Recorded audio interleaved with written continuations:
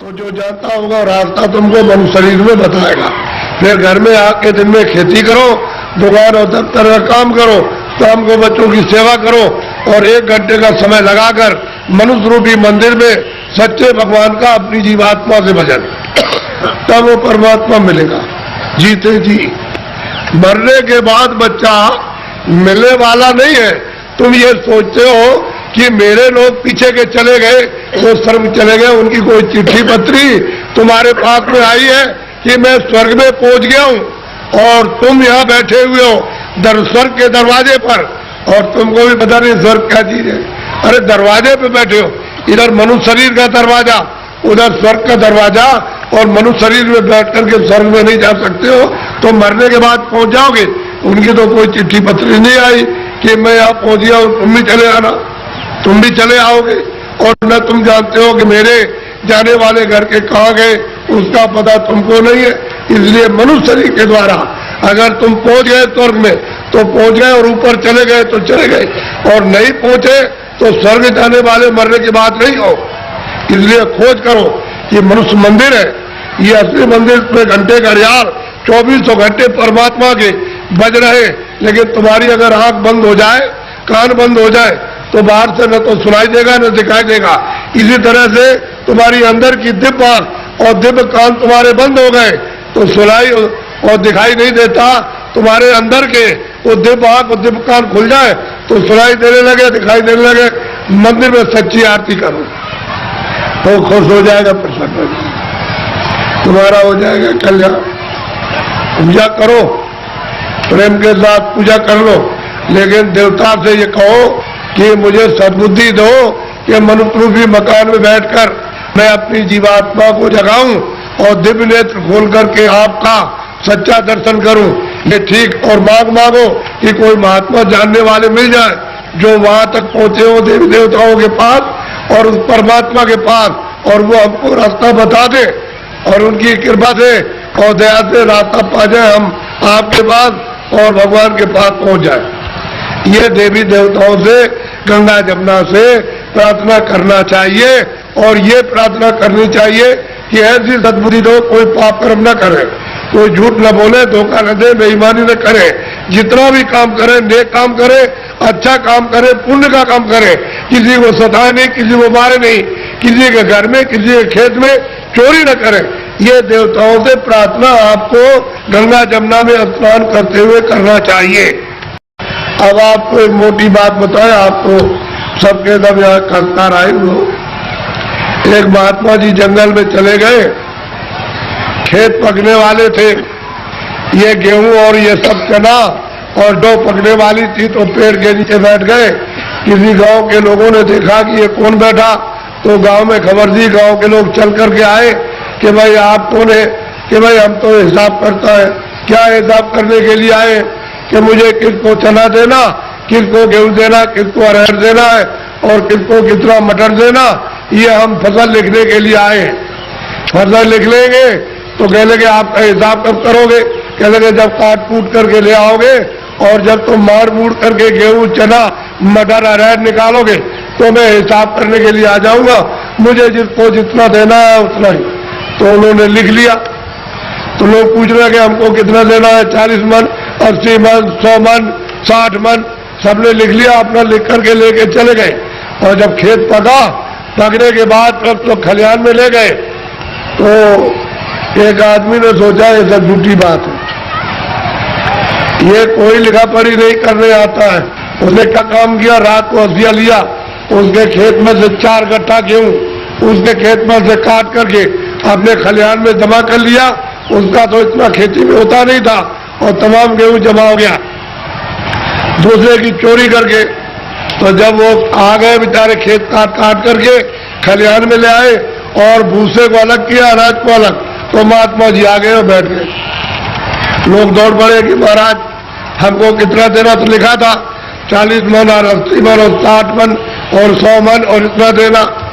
चोर तो चोरी कर ले आया था, वो आया, कह लगे महाराज हमको कितना देना है, कि तुमको 25 मन।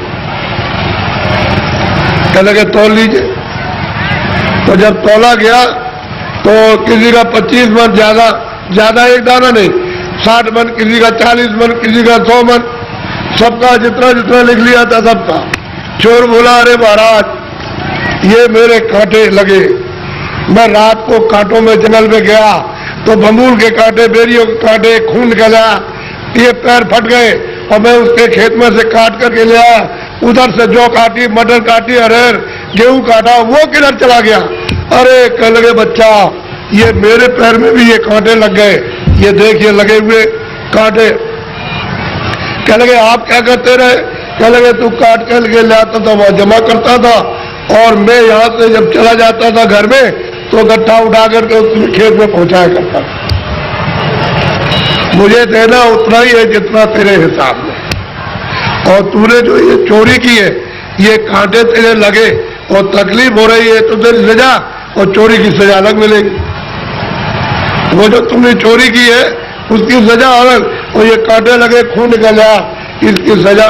तो कहने का मतलब यह है तुम मन का धन कितना भी खेत काटकर, जमीन लेकर, ये करके, चोरी करके, डकैती डालकर, रात को छीन करके कितना भी अपना धन घर में ले आओ, लेकिन वो जो हिसाब करता, जो कर रहा वो बैठा हुआ, वो सब उसके पहुंचा देगा। आपको कुछ मालूम रहेगा? आपको हमने चोरों से पूछा, भाई कितना तुमने चोरी की होगी? हमारे पास चोर भी आते, साहब कह देते हमने चोरी की, तो कितना कह लगे 1 पैसा नहीं रहा, सब चला गया।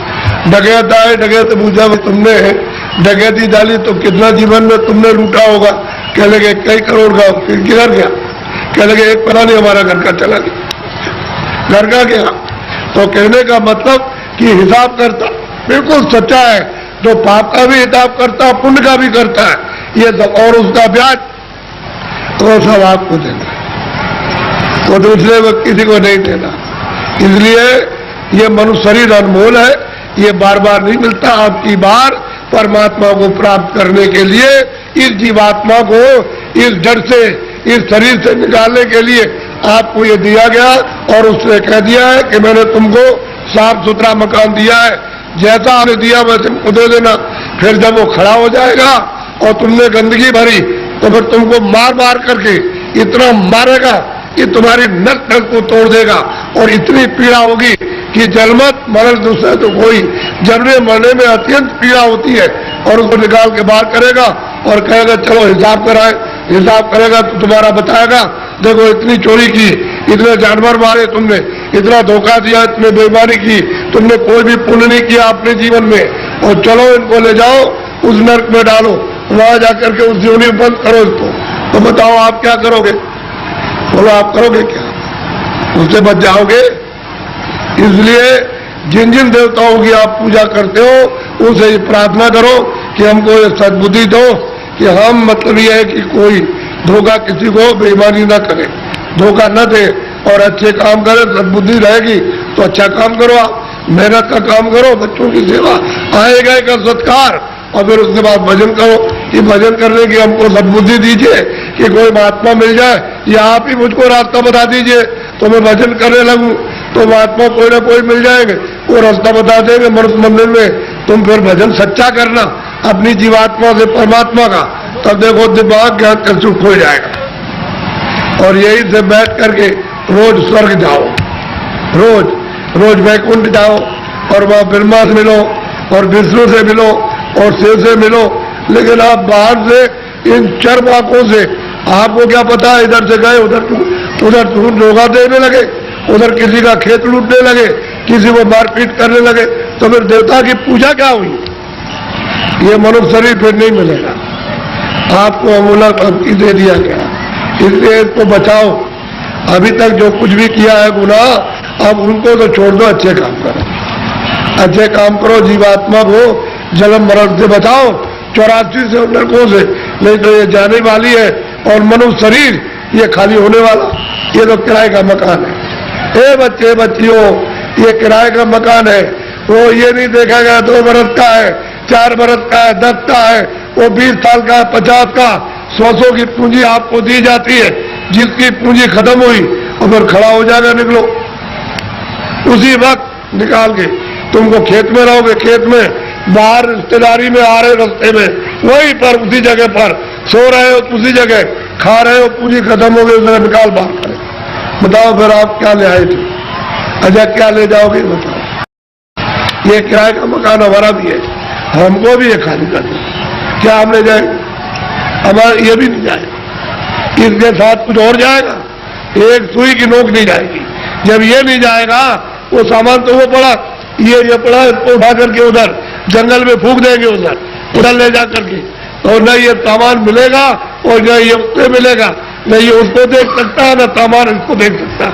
ये भी जड़ है और सामान भी जड़ है। तो फिर चेतन में आप बेचारे चेतन को आपने क्या किया? गड्ढे में डाल दिया। इस चेतन की पूजा तब होगी जब चेतन को जगा लो, जीवात्मा को जगाओ और दरवाजे पर दोनों आंखों के मध्य में जाग जाए, उसकी गंदगी दूर हो जाए, तब परमात्मा की पूजा करे, तब मिले।